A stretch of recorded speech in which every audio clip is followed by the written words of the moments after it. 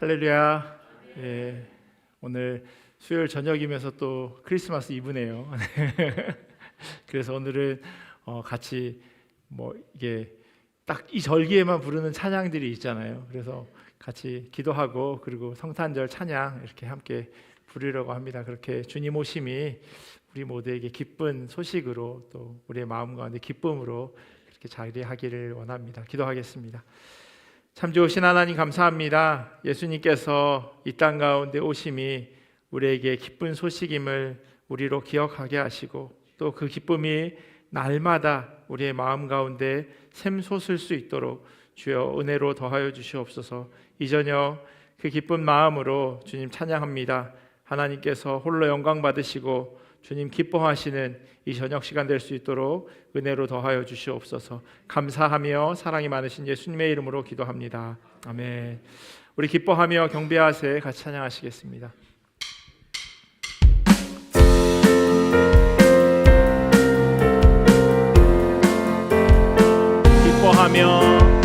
기뻐하며 경배하세 영광의 주 하나님 주 앞에서 우리만 피어나는 꽃 같아 죄와 슬픔 사라진 이 심구름 거친 함없는 기쁨의 주 밝은 빛을 주시네 땅과 하늘 만물들이 주의 솜씨 빛내고 별과 천사 노래소리 끊임없이 드높아 물과 숲과 산과 골 들판이나 바다 모든 만물 주의 사랑 기뻐 찬양하여라. 우리 주는 사랑이 공의 근원이시니 삶이 기쁜 샘이 되어 바다처럼 넘치네. 아버지의 사랑한 우리 모두 형제 서로 사랑하게 도와주시옵소서. 새벽별의 노래 따라 힘찬 찬송 부르니 주의 사랑 주리네 한맘 되게 하신 노래하며 행진할 싸움에서 이긴 승전가를 높이 불러 주께 영광. 참 반가운 성도여 참 반가운 성도 나 이리 와서 베들레 성 안에 가봅시다. 저 그유에 누이신 아기를 보고 엎드려 절하 엎드려 절하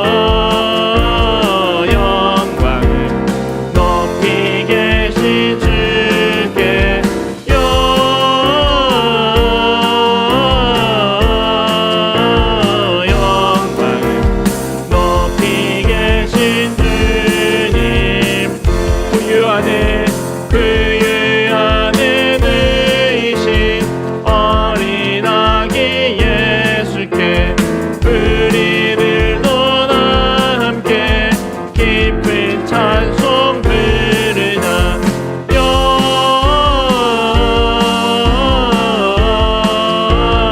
영광 높이 계신 주께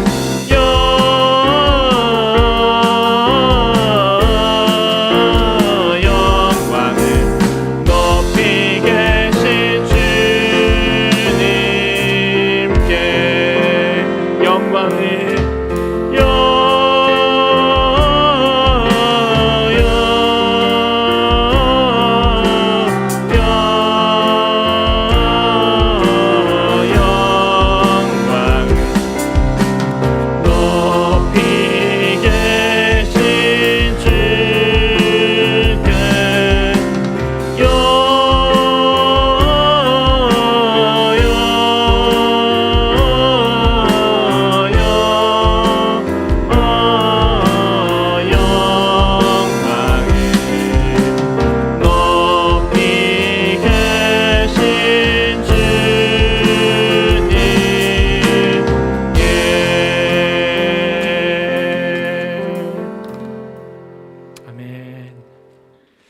우리 고요한 밤, 거룩한 밤 같이 찬양하시겠습니다.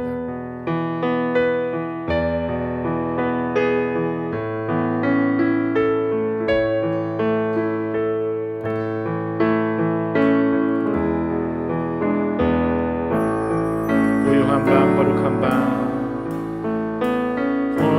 고요한 밤, 거룩한 밤,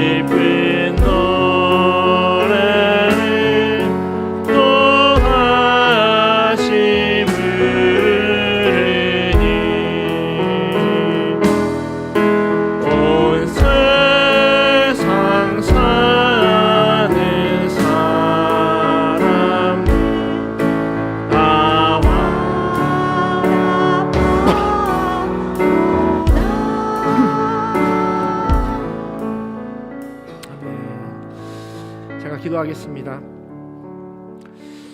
하나님 감사합니다. 하나님의 은혜 안에 하나님 주신 복을 우리 마음 가운데 품고 살아갑니다. 특별히 성탄의 계절에 주님께서 우리 가운데 오심이 우리 삶 가운데, 우리의 마음 가운데, 우리의 영혼 가운데 감사함과 기쁨으로 자리하도록 인도하여 주시옵소서. 그 어떤 것과도 바꿀 수 없는 참 기쁨이 우리 가운데 충만하기를 간절히 소원합니다. 하나님, 이 저녁 또한 하나님의 말씀을 같이 나누려고 합니다.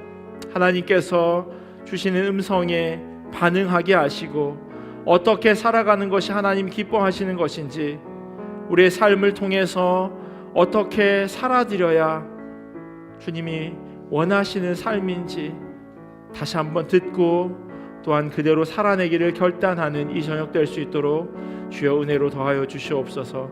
감사하며 사랑이 많으신 예수님의 이름으로 기도합니다. 아멘. 우리 하나님 주신 말씀 같이 보도록 하겠습니다. 사무엘상 2장 말씀 같이 보겠습니다.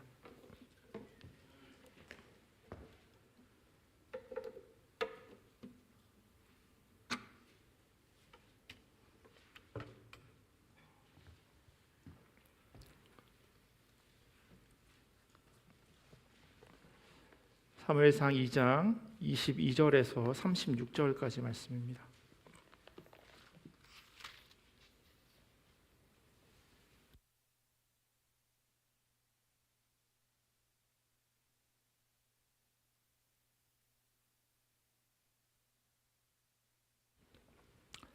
사무엘상 2장 22절에서 36절까지 말씀입니다. 우리 한 절씩 교독하고 마지막 36절은 같이 읽도록 하겠습니다.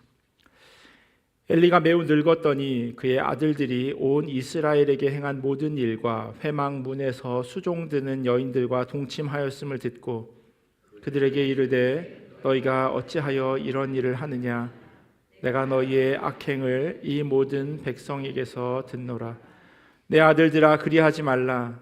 내가 내게 들리는 소문이 좋지 아니하니라. 너희가 여호와의 백성으로 범죄하게 하는도다. 사람이 사람에게 범죄하면 하나님이 심판하시려니와 만일 사람이 여호와께 범죄하면 누가 그를 위하여 간구하겠느냐 하되 그들이 자기 아버지의 말을 듣지 아니하였으니 이는 여호와께서 그들을 죽이기로 뜻하셨음이더라. 아이 사무엘이 점점 자라매 여호와와 사람들에게 은총을 더욱 받더라. 하나님의 사람이 엘리에게 와서 그에게 이르되 여호와의 말씀에 너희 조상의 집이 애굽에서 바로의 집에 속하였을 때 내가 그들에게 나타나지 아니하였느냐? 이스라엘 모든 지파 중에서 내가 그를 택하여 내 제사장으로 삼아 그가 내 제단에 올라 분향하며 내 앞에서 에봇을 입게 하지 아니하였느냐? 이스라엘 자손이 드리는 모든 화제를 내가 내 조상의 집에 주지 아니하였느냐? 너희는 어찌하여 내가 내 처소에서 명령한 내 제물과 예물을 밟으며 내 아들들을 나보다 더 중히 여겨 내 백성 이스라엘이 드리는 가장 좋은 것으로 너희들을 살찌게 하느냐? 그러므로 이스라엘의 하나님 나 여호와가 말하노라. 내가 전에 내 집과 내 조상의 집이 내 앞에 영원히 행하리라 하였으나 이제 나 여호와가 말하노니 결탄코 그렇게 하지 아니하리라. 나를 존중히 여기는 자를 내가 존중히 여기고 나를 멸시하는 자를 내가 경멸하리라. 보라, 내가 내 팔과 내 조상의 집 팔을 끊어 내 집에 노인이 하나도 없게 하는 날이 이를지라. 이스라엘에게 모든 복을 내리는 중에 너는 내 처소에 환난을 볼 것이요 내 집에 영원토록 노인이 없을 것이며 내 제단에서 내가 끊어버리지 아니할 내 사람이 내 눈을 쇠잔하게 하고 내 마음을 슬프게 할 것이요 내 집에서 출산되는 모든 자가 젊어서 죽으리라. 내 두 아들 홈니와 비느하스가 한날에 죽으리니 그 둘이 당할 그 일이 내게 표징이 되리라. 내가 나를 위하여 충실한 제사장을 일으키리니 그 사람은 내 마음 내 뜻대로 행할 것이라.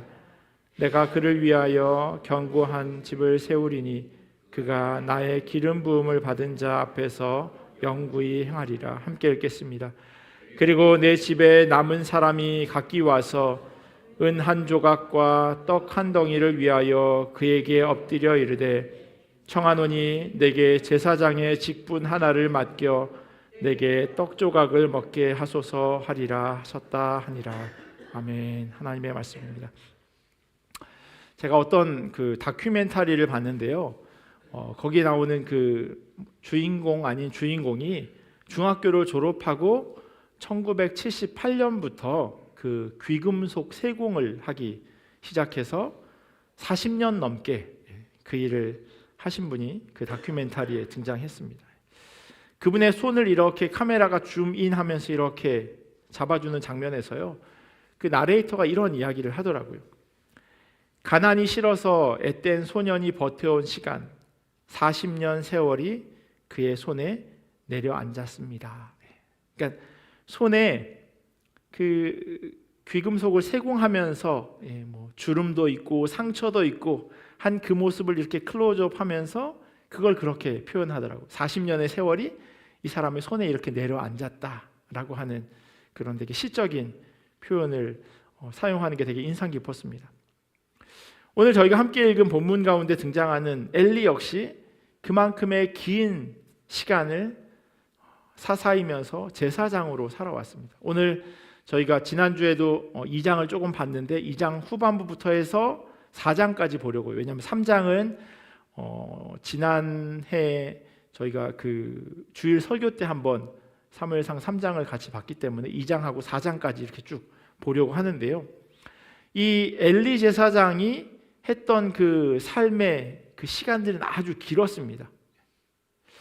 그래서일까요? 22절에요. 이렇게 시작해요. 엘리가 매우 늙었더니. 한 사람이 늙는 것은요, 사실 감사한 일이고 은혜의 시간입니다. 왜냐하면 모든 사람이 늙어서 하나님의 품에 안기게 되는 건 아니니까요. 그죠? 누구나 노인을 경험하게 되는 건 아니에요. 누구나 아이를 경험하게 되기는 하지만 누구나 노인을 경험하는 그런 복이 허락되어지는 건 아니에요. 그렇다고 일찍 하나님의 부르심을 받는 것이 꼭 불행한 일이다라고 말씀드리는 건 아니에요. 그럼에도 불구하고 나이가 들어간다고 하는 것은요, 하나님께서 그 세월을 지켜주셨다라고 하는 그런 의미가 되기도 하기에 늙었다고 하는 것은 은혜이고 복입니다. 그래서 잠언 기자가요, 백발은 영화의 면류관이라고 그렇게 이야기하는지도 모르겠습니다. 그런데 오늘 본문 22절에 시작하는 엘리 제사장이 매우 늙었다라고 하는 것은요, 이처럼 은혜를 이야기하는 것이 아니에요. 복을 말하고 있는 것이 아니에요. 왜냐하면 이 내용 안에서는 오히려 그 반대를 말해주고 있기 때문이에요. 그가 자기 아들을 제대로 길러내지 못했어요. 그 모습을 그가 늙었다라고 하는 것을 통해서 이야기하고 싶은 거예요. 늙어서 자기 아들을 잘 키우지 못했다라고 하는 것이 아니라요, 그가 자기 아들을 잘 키우지 못한 건 그가 영적으로 신앙적으로 늙어버렸다라고 하는 것을, 제대로 힘을 발휘하지 못할 만큼 아주 나이 들었다라고 하는 것을 말해주고 있기 때문이에요. 22절 보면요, 엘리가 매우 늙었더니 그의 아들들이 온 이스라엘에게 행한 모든 일과 회막 문에서 수종드는 여인들과 동침하였음을 듣고. 어찌 보면 엘리가 늙은 것과 아들들의 그 잘못이 이렇게 연결되어지는 것이 이상하게 보이기는 해요. 아버지가 늙은 것과 아들이 잘못한 것이 어떻게 이꼴하겠어요? 그럼에도 불구하고 그걸 한 문장으로 마치 인과관계처럼 엮어놓은 건요, 엘리의 그 영적인 무딤 혹은 제대로 따라가지 못하는 그런 모습이 그 아들들에게 나타난다는 겁니다. 엘리 제사장은요, 아들들의 악행을 상세하게 들었습니다. 심지어 회막 어귀에서 일하는 여인들과 동침한다는 소문까지 들었어요. 이 여인들이 정확하게 어떤 일을 하고 있었는지는 알 수 없지만 성경에서 강조하고자 하는 것은 엘리 그 아들들이 잘못하고 있다는 거예요. 엄청 잘못하고 있다는 그 이야기를 하고 있는 겁니다. 완전 막장 드라마 같은 그런 모습이에요. 지난주에 함께 보았지만 이 일 이전에도요, 하나님께 범죄하는 그 엘리의 탐욕스러운 아들들의 행동이 사무엘상 2장에 기록되어져 있었습니다. 그러나 이들의 악행은 거기에서 멈추지 않고 계속 마치 브레이크가 고장난 그런 자동차처럼 끝을 모르듯 달려가고 있습니다. 아버지인 엘리는 이러한 상황에서 어떻게 행동해야 될까요? 멈추도록 해야죠. 그 아들이 끝간데 없이 달려가는데, 악으로 달려가고 있는데, 치닫고 있는데 그걸 멈춰 세워야 함에도 불구하고 그렇게 하지 않았습니다. 하나님과 사람들 앞에서 범죄한 아들들을 꾸짖고 다시금 하나님께 돌아오도록 하는 것이 제사장이고 아버지가 해야 될 일이에요. 그런데 그렇게 하지 않았다는 거예요.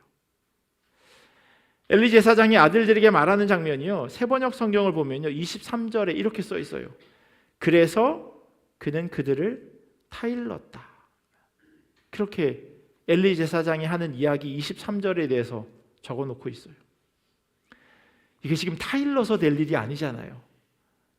그렇게 하지 않는 게 좋겠다라고 이렇게 쉽게 아들들이 마음 상하지 않도록 돌려서 얘기할 문제가 아니잖아요. 꾸짖어야 해요. 벌을 줘야 하고 다시는 이런 일을 하지 못하도록 다리 몽댕이를 분질러서라도 그렇게 해야 해요. 이게 너무나도 중요한 일이니까요. 하나님으로부터 멀리 떠나게 되어지는 것보다 다리가 분질러지는 게 더 나은 일이니까요. 그런데 왜 엘리는 그렇게 하지 못했을까요? 다시금 오늘 본문의 시작으로 시선을 돌리면요, 엘리는 매우 늙었다 라는 말에 주목할 수밖에 없습니다. 늙었다라고 하는 건 단순히 나이가 많다는 걸 의미하지 않아요. 사무엘상에는요, 이 늙었다라고 하는 말이 여러 번 등장합니다. 그런데 이 단어가 등장할 때마다 번번이 잘못하고 있는 장면에서 이 단어가 사용되어지고 있어요.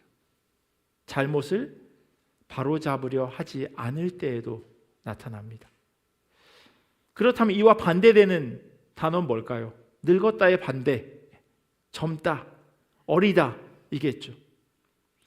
오늘 본문의 바로 앞 상황이 그렇게 끝이 나요. 저희가 22절부터 읽었는데 21절에 보면요, 여호와께서 한나를 돌보시사 그로 하여금 임신하여 세 아들과 두 딸을 낳게 하셨고 아이 사무엘은 여호와 앞에서 자라니라.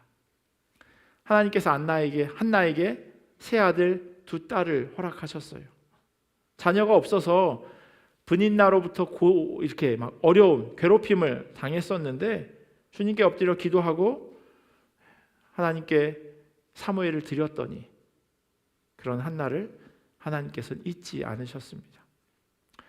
여호와께서 한나를 돌보셨다라고 하는 표현의 원어를 보면요, 여호와께서 한나를 찾아오셨다라고 하는 말을 사용하고 있어요. 하나님이 찾아오신 게 돌보셨다라고 하는 말로 번역이 되어져 있는 거예요. 이게 어떤 상황인지 한번 이미지를 그려보시면 좋을 것 같아요. 한나가 어렵게 딱 하나 얻은 아들이 있어요. 그걸 하나님께 드려요.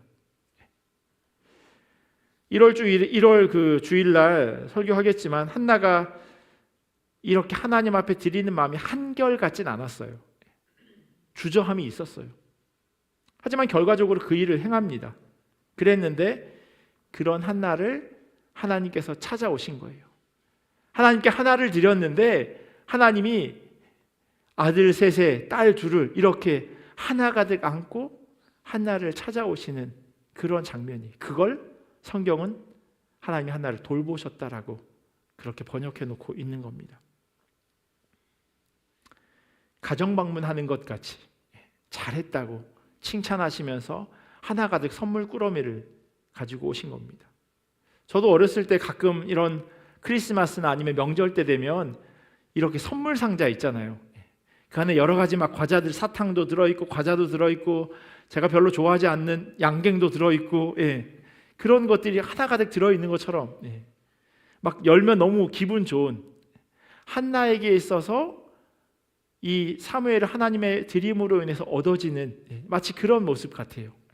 딸도 주고 아들도 주고 또 하나도 아니고 5이나. 그런 상황을 설명하는 장면이 21절인데요. 거기에 사무엘을 뭐라고 써놓았냐면 아이라고 써놓았어요. 그리고 그가 잘하고 있다고 표현하고 있어요. 그리고 이어지는 22절 첫 문장은 엘리는 늙었다 매우. 히브리어로 이렇게 써 있어요. 엘리는 늙었다 매우. 아이 사무엘과 매우 늙은 엘리. 저희가 성경을 끊어읽기에 때로는 이야기의 맥을 놓치기도 하는데요. 사무엘은 주님 앞에서 어림에도 불구하고 계속 잘하고 있었지만 나이가 많은 엘리는 그 반대로 주님과 멀어진 채 살아가고 있었습니다. 잘하는 게 아니라 오히려 늙어가고 있다는 거예요. 성경은 그걸 대조적으로 적어 놓았습니다. 엘리가 하나님과 멀어지는 모습이 어디에서 드러나냐면 아들들이 주님과 완전히 멀어져서 죄악 가운데 있음에도 불구하고 그들을 돌보지 않는 그 모습으로 나타난다는 거예요. 엘리가 악한 일을 했다 혹은 제사장으로서의 직분을 제대로 감당하지 못했다라고 표현하지 않아요. 오히려 그 아들의 잘못을 통해서 엘리의 잘못을 지적하고 있는 겁니다. 엘리의 아들들이 벌이고 있는 악행은 23절에 엘리가 행동한 타일러서 될 일이 아니었습니다. 하나님의 심판이 얼마나 무서운지 그들로 하여금 깨닫게 해 주었어야 함에도 불구하고 우유부단한 자세로 아버지로서의 책임을 다하지 않았던 겁니다. 신앙의 안일함이 가져온 너무나도 안타까운 모습이에요.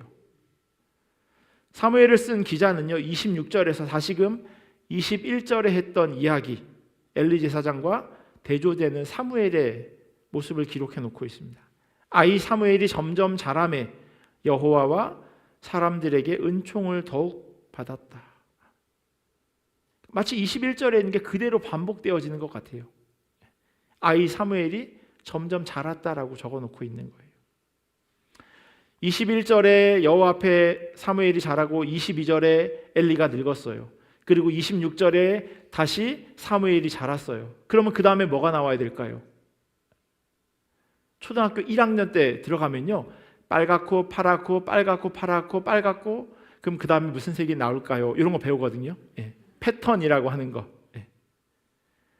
딱 그 패턴이에요. 어린 사무엘, 늙은 엘리, 어린 사무엘, 그러면 그 다음엔 다시 늙은 엘리가 나올 차례입니다. 이어지는 27절부터는요 하나님께서 엘리에게 말씀하시는 내용이 기록되어 있어요. 27절부터 29절까지의 내용은 하나님의 것을 탐낸 아들들을 감싼 엘리의 잘못에 대해 지적하고 있습니다. 이런 표현을 하나님께 써도 되는지 너무 불경한 표현인 것 같은데요. 하나님 그렇게 쪼잔한 분은 아니에요. 잘못 읽으면 그렇게 읽혀요. 하나님께서 화내시는 이유가 마치 하나님의 것을 훔쳐갔기에 네가 내 거 훔쳐가? 그래. 어디 한번. 마치 그렇게 하나님이 벌 주는 것으로 착각할 수 있다는 거예요. 엘리의 아들들이 가져가면 얼마나 가져갔겠어요. 이게 다 하나님 건데 가져가도 티도 나지 않겠죠. 근데 하나님께서 왜 거기에 대해 지적하시냐면요 그들의 행동이 하나님을 업신여기는 것이기 때문이에요. 내 걸 가져가서 내가 손해봤다 이게 아니에요. 그들의 행동이 하나님이 없는 것처럼 살기 때문인 겁니다. 하나님께서 엘리 가문에게 하나님의 뜻을 듣게 하시고 이스라엘 자손이 바치는 제물 가운데 일부를 차지할 권리도 주셨습니다. 엘리 가문의 삶을 직접 챙기셨고요. 이들로 하여금 살아갈 수 있도록 보장해 주셨는데도 불구하고 이들은 하나님의 것을 탐냈다는 거예요. 이들의 잘못을 하나님께서 이렇게 표현하세요. 29절에 보면 너희는 어찌하여 내가 내 처소에서 명령한 내 제물과 예물을 밟으며 내 아들들을 나보다 더 중히 여겨 내 백성 이스라엘이 드리는 가장 좋은 것으로 너희를 살찌게 하느냐.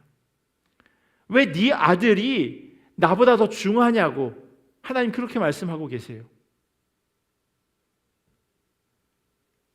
나에게 드려야 하는 제물과 예물을 발로 밟았다 표현합니다. 이 발로 밟는 행동은요, 멸시하기 때문에 나타나는 그런 모습이에요. 그들이 정말로 하나님을 경외하는 자들이었다면 하나님께 드려지는 제물에 대해서 발로 밟는, 하찮게 여기는 그런 행동을 하지 않았을 거예요. 지금도 그러는지 모르겠는데 과자를 먹다가 과자를 바닥에 딱 떨어뜨리면 엄마가 집어먹지 말라고 얘기해요. 그러면 아이들은요, 그걸 발로 밟습니다. 못 먹는 거니까. 어찌 보면 자꾸 쳐다보면 먹을 것 같아서 그렇게 행동하는지도 모르겠지만 그걸 발로 밟아요. 그건 업신 여기는 거예요. 하나님의 것에 대해서, 하나님에 대해서 엘리의 아들들이 발로 밟는 그런 모습을 보여요. 중요하게 생각해야 하는 건데 그걸 그렇게 가치 없이 여겼다는 거예요. 이들의 이러한 행동은요, 하나님을 무시한 행동이나 마찬가지였습니다. 그러니 어찌 하나님의 심판에서 벗어날 수 있겠습니까? 이어지는 30절에서 36절까지는요, 이러한 결과로 인해 받게 될 그 엘리 집안에 대한 엄중한 심판의 메시지입니다. 더 이상 엘리 집이 제사장 가문이 되지 않을 것이며 오래 살아 나이 많은 노인이 없을 것이라고 이야기하고 있어요. 정말 큰 저주죠. 태어나는 자식들마다 노인이 되기 전에 다 일찍 죽게 된다는 겁니다. 말씀드렸잖아요. 나이 많아서 노인이 되는 건 복이라고. 그런데 더 이상 이 집안에는 그런 복이 허락되지 않는다 말씀합니다. 이것이 그들에 대한 하나님의 심판이에요. 하나님이 이스라엘 모든 백성에게 베푸시는 복도 받지 못할 것이고 엘리의 두 아들 홈니와 비느하스는 한날에 죽게 될 거라고 말씀합니다. 그렇다면 엘리 가문이 감당했던 그 일 누가 받게 될까요? 35절에 보면요, 내가 나를 위하여 충실한 제사장을 일으키리니 그 사람은 내 마음 내 뜻대로 행할 것이다. 이 말인즉슨 지금 엘리와 그 아들 홈니와 비느하스가 내 마음 내 뜻대로 행하고 있지 않다는 뜻이죠. 하나님의 뜻을 충실하게 따라야 할 제사장이나 다름없는 그 사람, 그들이 전혀 하나님 기뻐하시는 대로 살지 않았습니다. 그와 반대로 이제 뭐가 나와야 될까요? 충실하게 따라 살아가는 사람의 이야기가 또 등장해야죠. 빨갛고 파랗고 빨갛고 파랗고 이렇게 계속 패턴으로 이어지니까요. 그래서 3장 전체는요, 하나님의 뜻대로 살았던 사무엘의 이야기가 등장합니다. 비록 엘리 제사장은 하나님의 음성을 듣지 못하는 그런 상태였지만 엘리는 하나님의 부르심에 반응하는 모습이 사무엘상 3장에 기록되어 있어요. 그럼 사무엘상 4장은 또 어떻게 될까요? 또 반대의 이야기가 나오게 되겠죠. 본론을 들어가기 전에 한 사건, 한 가지 사건이 기록되어 있어요. 그리고 그 사건의 핵심이 4장 전체를 이야기하고 있어요. 4장을 한번 펴보시겠어요? 제가 가지고 있는 성경에는요, 4장 시작에 이렇게 소제목으로 적혀 있어요. 언약궤를 빼앗기다. 그리고 이 이야기는 4장 전체에 하나님의 사람이 하나님으로부터 떠난 그 모습을 담아내고 있을 것이다 라고 하는 걸 복선으로 깔아주고 있어요. 하나님의 법궤, 언약궤, 다양한 이름으로 불리는데요, 그것이 의미하는 게 있어요. 뭐냐면 하나님의 임재죠. 그게 있으면 거기에 하나님이 계시다라고 하는 거예요. 지성소에 언약궤가 있었어요. 그리고 지성소에는 하나님이 계시다라고 하는 그런 의미를 담는 겁니다. 그런데 그것이 어떻게 되냐면 블레셋에게 빼앗기게 돼요. 이건 그 땅에 더 이상 하나님을 경외하지 않는 사람들로 가득 차 있다는 그런 뜻입니다. 불길한 징조예요. 블레셋과 이스라엘 사이에 전쟁이 일어났습니다. 이스라엘이 싸움에서 졌고 자그마치 사망자가 4,000명이나 되었어요. 어떻게 해야 될까요? 다시 한번 전쟁을 해야 하는데 전쟁을 질 수는 없지 않습니까? 그러다가 그들이 생각한 게 있어요. 법궤를 가져와야 되겠다. 그래서 하나님의 법궤가 다시금 이스라엘 진중에 찾아오게 됩니다. 그 법궤와 함께 홈니와 비느하스 제사장이 함께 와요. 처음에는요, 기세가 하늘을 찔렀어요. 이런 상황을 마주하고 있던 블레셋 군인들 긴장합니다. 큰일 난 거예요. 왜냐하면 그들은 익히 소문을 들었거든요. 하나님이 그들과 함께 하실 때 그들이 이집트에서도 탈출하게 되었고 요단강 동편에서도 수많은 전쟁에서 이겼다. 그런데 그 하나님의 법궤가 하나님이 지금 이스라엘 그 진중에 도착했으니 이젠 큰일 났다. 블레셋 사람들이 이렇게 외쳐요. 사무엘상 4장 9절에 보면요, 너희 블레셋 사람들아 강하게 되며 대장부가 되라. 너희가 히브리 사람의 종이 되기를 그들이 너희의 종이 되었던 것 같이 되지 말고 대장부 같이 되어 싸우라. 이렇게 싸우지 않으면 종이 될 거라는 거예요. 그러니 한번 싸워보자, 힘내보자 라고 블레셋 사람들이 서로 독려합니다. 그런데 막상 전쟁이 시작되자 예상하지 못한 일이 일어났어요. 이스라엘의 기대와 달리, 그리고 블레셋의 걱정과 달리 이스라엘은 보병 3만 명, 어마어마한 숫자가 전사하게 되는 일을 경험하게 됩니다. 그 사망자 명단에 홈니와 비느하스가 들어있어요. 2장에서 얘기했던 한날 죽게 될 거라고 하는 그 일이 4장에서 그대로 실현됩니다. 왜 그와 같은 일이 있었을까요? 하나님의 임재를 상징하는 법궤까지 왔는데 그들이 뭘 믿었던 걸까요? 하나님의 임재를 믿었던 걸까요? 아니요. 법궤를 믿었던 겁니다. 하나님의 살아계심, 하나님의 일하심을 의지했던 게 아니라 그들이 눈에 보이는 그 법궤가 왔으니 이젠 전쟁에 이기겠구나 착각하고 있었던 겁니다. 이 소식을 전해들은 엘리의 모습이 성경에 이렇게 써 있어요. 17절에 보시면요, 소식을 전하는 자가 대답하여 이르되 이스라엘이 블레셋 사람들 앞에서 도망하였고 백성 중에는 큰 사륙이 있었고 당신의 두 아들 홈니와 비느하스도 죽임을 당하였고 하나님의 궤는 빼앗겼나이다. 안타까운 일이 일어난 거예요. 이 이야기를 들은 엘리 제사장, 그의 죽음이 18절에 기록되어 있습니다. 하나님의 궤를 말할 때, 그러니까 궤를 빼앗겼다라고 하는 말을 들었을 때 엘리가 자기 의자에서 뒤로 넘어져 문 곁에서 목이 부러져 죽었으니 나이가 많고 비대한 까닭이라. 그가 이스라엘의 사사가 된 지 40년이었더라. 이 장에서 하나님의 사람이 엘리에게 전한 그대로 모든 일이 이루어졌습니다. 근데요, 엘리의 마지막 장면을 좀 보시면 좋을 것 같아요. 좀 잔인하긴 하지만요, 엘리가 죽기 전에 앉아 있었던 곳, 거기가 어디냐면 자기 의자예요. 의자 하면 생각나는 게 있죠. 한나가 기도하는 자리에 있었을 때 엘리는 의자에 앉아 있었어요. 그리고 이 장면을 설명하면서 이스라엘의 사사가 된 지 40년이 되었다라고 하는 의미는요, 마치 그가 앉아 있었던 그 의자는 왕자와 같은 의자였던 거예요. 군림하고 있었던 의자. 40년 동안 하나님을 등에 지고, 하지만 하나님은 온데간데 없이 그 땅을 다스리던 자가 바로 엘리였던 겁니다. 거기다가 엘리를 뭐라고 표현하냐면요, 나이가 많고 비대한 까닭에.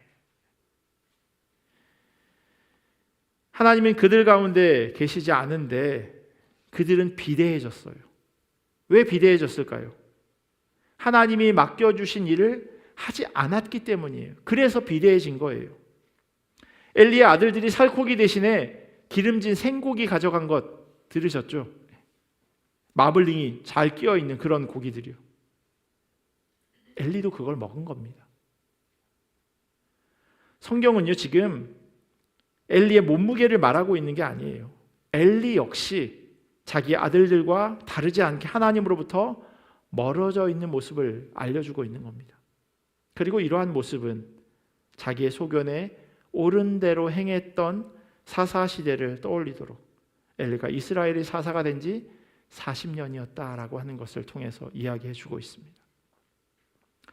소견이라고 할 때요, 그 견자는 볼견자를 씁니다. 내가 보는 그런 시각이 소견이죠. 성경은요, 소견에 옳은 대로 행하며 살아가라고 이야기하지 않아요. 성경은 계속해서요, 하나님의 눈으로 바라보라고 이야기합니다. 그리고 하나님의 시선으로 바라보고 하나님의 뜻대로 살아가라고 말씀하고 있습니다. 여전히 사사시대가 끝나지 않았습니다. 엘리와 그의 아들들은 자기 소견에 옳은 대로 행동했는데 사무엘은 어렸지만 주의 종이 듣겠나이다 라는 마음으로 하나님의 의견에 귀를 기울여요. 그 두 개가 다시 한번 또 대조를 이룹니다. 사무엘상 4장은 이렇게 끝이 납니다. 하나님의 궤를 빼앗겼으므로 영광이 이스라엘에서 떠났다 하였더라. 누가 한 말이냐면요, 엘리의 며느리가 한 말이에요. 비느하스의 아내가 아들을 낳고 죽으면서 하는 말이에요. 자기 소견에 옳은 대로 살았던 가문에 하나님의 심판이 그대로 임하였습니다. 이것을 반대로 생각해 보면요, 하나님의 말씀대로 살아간다고 하는 것, 그것은 하나님의 하나님 되심이 드러나도록 하는 거예요. 영광이 이스라엘에 떠났다는 거예요. 근데 그 반대로 하나님의 영광이 임한다라고 하는 건, 하나님의 영광대로 살아간다라고 하는 건요, 그 모든 삶의 모습이 하나님이 하나님 되심을 증명하는 모습이라는 거예요. 그 길이 시온의 대로처럼 때때로 평탄하지 않을 수도 있습니다. 제가 서대 보석 세공장에 그 손에 세월이 그대로 내려앉았다고 말씀드렸죠. 다큐멘터리 한 장면이었다고. 그렇다면 우리 인생 어디에 하나님의 말씀이 내려앉은 것처럼 그렇게 보여지나요? 우리의 삶 어느 구석에 주님의 의견에 귀 기울이고 있는 모습이 드러날까요? 한번 곰곰이 생각해 보셨으면 좋겠습니다. 내가 어떻게 살아가는 삶의 모습이 그 모습 가운데 하나님이 그대로 임하신 것처럼 살아가는가? 내가 어떻게 생각하고 어떻게 말할 때 하나님의 내 소견이 아니라 하나님의 시선에 그대로 합해 있는 그런 삶이 되어지는가? 제사장의 아들이라고 그들이 하나님의 말씀대로 산다는 보장 없습니다. 푸른 배를 두드린다고 그것이 반드시 하나님이 주신 복이라고 확증할 수 없다는 거예요. 하나님의 임재를 상징하는 법궤가 전쟁터에 있다고 그 전쟁을 이기는 것은 아니었습니다. 그 어느 것도 우리가 주님 말씀대로 살아갈 것이라고 장담할 수 없다는 거예요. 심지어 내 신앙의 연수나 내 믿음의 깊이조차도 장담할 수 없습니다. 오늘은 정말로 내가 믿음 있는 모습처럼 보이는데 갑자기 내일 하나님의 부르심이 두렵게 생각되어질 때가 있다는 거예요. 오늘 나를 부르시면 아멘 하면서 갈 수 있을 것 같은데 갑자기 그 죽음이 나에게 너무나도 큰 두려움으로 나를 사로잡을 때가 있다는 거예요.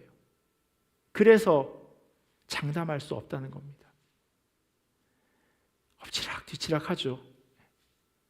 교회를 매일매일 매주마다 빠지지 않고 가지만 그것이 내 믿음과 신앙의 깊이를 측량해 주는 것은 아닙니다.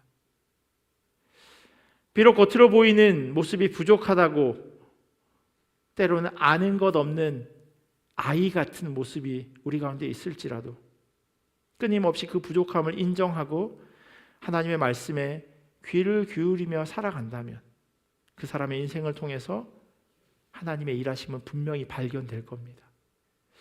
때로는요, 믿음의 공동체에 속한 지 얼마 되지 않은 사람들의 삶의 모습을 보면서 더 큰 도전을 받아요. 맞아, 저렇게 살아야 되는데, 저렇게 믿어야 되는데, 저게 진짜 믿는 사람의 모습인데 라는 도전을 받게 된다는 겁니다. 뒤돌아보면서 걸어온 길에 집중하기보다는요, 오히려 앞으로 걸어갈 길을 기대하면서 주님을 바라보시길 간절히 소원합니다. 어떻게 나의 믿음을 증명하며 살아갈 것인가? 어떻게 내 삶 가운데 하나님의 일하심이 그대로 내려앉아 있는 것처럼 보여주며 살아갈 것인가? 사실 우리는요, 날마다 이 질문을 하고 그 질문에 대답하며 살아가야 합니다. 엘리와 그 집안이 그렇게 살아가지 못했던 것과는 너무나도 대조적으로 어림에도 불구하고 아는 것이 없음에도 불구하고 사무엘은 하나님의 음성대로 반응하며 살았습니다. 이 저녁 우리에게도 주님 말씀하십니다. 하나님의 부르심대로 하나님의 말씀대로 살아가라고. 노인으로가 아니라 어린아이로 우리의 신앙이 마치 오늘 간 믿은 사람처럼 그렇게 살아가라고 말씀하십니다. 그 주님의 부르심에 순종하면서 아멘하며 나아가는 우리 모두가 되기를 예수 그리스도의 이름으로 간절히 축원합니다. 기도하겠습니다. 참 좋으신 하나님, 이 땅에 아기 예수로 예수님께서 우리 가운데 오셨음이 우리에게 정말로 기쁘고 행복하고 복된 소식임을 우리로 기억하게 하여 주시옵소서. 무엇보다도 우리의 삶이 그것을 그대로 증명하며 살아내기를 소원합니다. 주님께서 우리로 살라 하신 그 길대로 주님께서 우리로 살아가기를 소원하시는 그 십자가를 바라보며 우리의 삶 가운데 온전히 내려앉아 계신 아기 예수가 증명되어지고 증거되어질 수 있도록 주여 은혜로 더하여 주시옵소서. 믿음의 연수를 자랑하기보다는 그의 어떤 직분을 자랑하기보다는 내가 맡고 있는 어떤 자리를 자랑하기보다는 그것이 나의 믿음을 보장해 주지 않고 그것이 변함없이 내 신앙을 지켜주지 않음을 우리로 하여금 기억하기를 원합니다. 날마다 주님 앞에 엎드리게 하시고 연약하고 부족하지만 그러나 그 안에서 살아계신 주님을 발견하고 주님이 기뻐하시는 대로 살아드리는 귀한 주님의 자녀 될 수 있도록 인도하여 주시옵소서. 감사하며 사랑이 많으신 예수님의 이름으로 기도합니다. 아멘. 우리 각자 가지고 오신 기도의 제목 가지고 기도하시고 자유롭게 기도하도록 하겠습니다.